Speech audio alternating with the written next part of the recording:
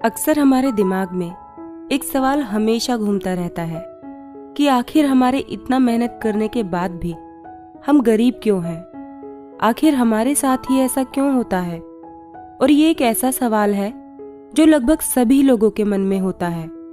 हमारे साथ जब भी कुछ गलत होता है, हम बस यही सोचते हैं कि आखिर हम ही क्यों?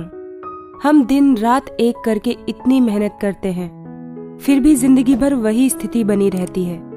आखिर इसका क्या रहस्य है कि कुछ लोग हमेशा गरीब और कुछ लोग हमेशा अमीर होते जाते हैं? ऐसे ही कुछ सवालों के जवाब आपको गौतम बुद्ध की इस प्रेरणादायक कहानी में मिल जाएंगे, जहां गौतम बुद्ध ये समझाने की कोशिश करते हैं कि आखिर हमारे साथ ऐसा क्यों हो रहा है। गरीब गरीब क्यों है और अमीर अमीर क्यों है? तो चलिए गौतम बुद्ध की इस प्रेरणादायक कहानी की तरफ बढ़ते हैं। एक समय एक गांव में गौतम बुद्ध शरण लिए हुए थे। काफी लंबा सफर तय करने के बाद बुद्ध थोड़ा आराम कर रहे थे, परंतु लोग उनसे अपनी समस्या का हल मांगने हमेशा पहुंचते रहते थे। ऐसे में जहां भी वह रुकते, वहां लोग लंबी कतार में जमा हो जाते और उनको अपनी समस्या बताते तथा बुद्ध उनका समाधान भी करते। उसी गांव में एक सड़क के थोड़ा किनारे पर एक भिखारी बैठा करता था। वह रोज यह देखता कि लोग अपने दुख दर्द और अपनी गंभीर से गंभीर समस्या को लेकर आते हैं और बुद्ध को बताते हैं। बुद्ध उनकी समस्याओं को सुनते हैं और उनका समाधान करते हैं। और जब लोग वहां से जाते हैं तो उनका चेहरा बेहद खिलखिला रहा होता है।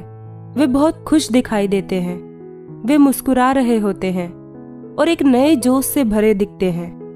इन सभी लोगों को देखने के बाद भिखारी के मन में यह विचार आया कि क्यों न वह भी बुद्ध के पास जाए और उन्हें अपना हाल कह सुनाए। परंतु वह डरता था, लेकिन अपने डर को नजरअंदाज करते हुए एक दिन गहरे चिंतन के बाद वह भिखारी बुद्ध के पास गया। लोग लंबी लंबी लाइनों में खड़े रहते और एक एक कर अपनी समस्या का समाधान लेकर वहां से चले जाते।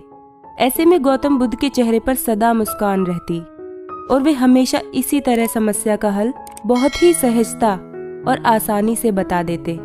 भिखारी भी जब उनके पास पहुंचा तो उन्हें प्रणाम करता हुआ बोला, हे भगवान, इस जगह पर सारे लोग खुश व समृद्ध हैं, पर मैंने ऐसा क्या किया है जो मेरे जीवन में कोई खुशी नहीं है? आखिर मेरे साथ ही ऐसा क्यों होता है? मैं इतना गरीब और निर्धन क्यों हूँ? मैंने तो कभी ऐसा कुछ नहीं किया जिससे मुझे जीवन का ये दुख झेलना पड़ रहा है। इस पर बुद्ध बोले, तुम गरीब और निर्धन इसलिए हो क्योंकि तुमने आज तक सिर्फ मांगा है, किसी को कुछ दिया नहीं है, इसलिए तुम्हारे साथ ऐसा होता है। यही कारण है जिस वजह से तुम हमेशा दुखी रहते हो। जब तक तुम्हारे मन में देने का भाव नहीं होगा, तुम्हें खुशी नहीं मिल सकती। वहां बैठे सभी लोग बुद्ध की ये बातें सुन रहे थे।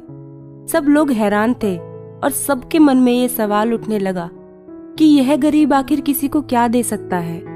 यहाँ तक कि उस भिखारी के मन में भी यही बात चल रही होती है कि आखिर वो किसी को क्या दे सकता है। लेकिन अपने मन को शांत करते हुए भिखारी बुद्ध से कहता है कि भगवान, मैं तो खुद ही भीख मांगकर गुजारा करता हूँ, भला मैं किसी को क्या दे सकता हूँ? मेरे पास तो देने के लिए कुछ भी नहीं है। भगवान बुद्ध थोड़ी देर चुप रहे, फिर चुप्पी तोड़कर बोले कि तुम्हारे पास देने के लिए बहुत कुछ है। ईश्वर ने तुम्हें बहुत कुछ दिया है जिसे तुम बांट सकते हो, जिससे तुम लोगों का भला कर सकते हो। जिसमें सबसे पहले तुम्हारे ये 2 हाथ हैं जिनको तुम लोगों की मदद या सेवा के लिए इस्तेमाल कर सकते हो। तुम्हारे पास मुस्कुराहट है जिसे देकर तुम दूसरों में नई ऊर्जा का संचार कर सकते हो। मुंह से 2 मीठी बातें बोल सकते हो। ईश्वर ने जिनको यह 3 चीजें दी हैं, उनको कभी कोई निर्धन और दुखी नहीं कर सकता। निर्धन होने का विचार तो सिर्फ हमारे मन में पनपता है।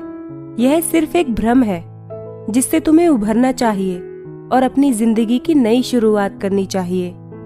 दोस्तों, कहानी के अंत में मैं बस इतना ही कहना चाहूंगी कि हाथ फैलाने की जगह देना सीखो। जरूरी नहीं कि सिर्फ आर्थिक मदद को ही मदद कहते हैं। कई बार प्यार से कहे गए कुछ शब्द भी किसी को सहारा दे सकते हैं। दरअसल अभी के दौर में तो हम मंदिर भी जाते हैं तो सिर्फ मांगने, किसी को कुछ देने का ख्याल कभी मन में आता ही नहीं। और अगर देखा जाए तो आप जिस चीज के लिए सबसे ज्यादा हाथ फैलाते हैं वही आपसे ज्यादा दूर होती जाती है। बुद्ध हमेशा कहते हैं कि जितना हमारे पास है उतने से जिसको जितना दिया जा सकता है दो।